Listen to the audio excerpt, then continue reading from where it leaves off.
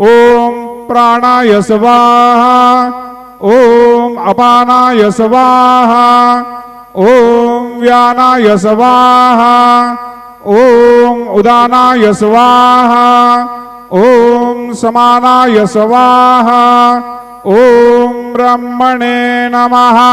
नैवेद्यमध्ये पाणिं समर्पयामि पुनर्नैवेद्यं निवेदयामि।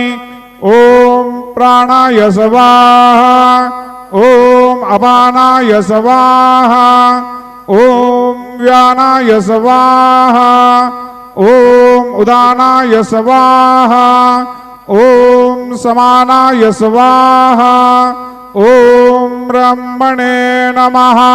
नैवेद्यमध्ये पाणिं समर्पयामि हस्तप्रक्षालनं समर्पयामि मुखप्रक्षालनं समर्पयामि। शेषोपचारार्थे प्रार्थनापूर्वक नमस्कारं करोमि। तथा च मंगल आरारक्य दीपं दर्शयामि।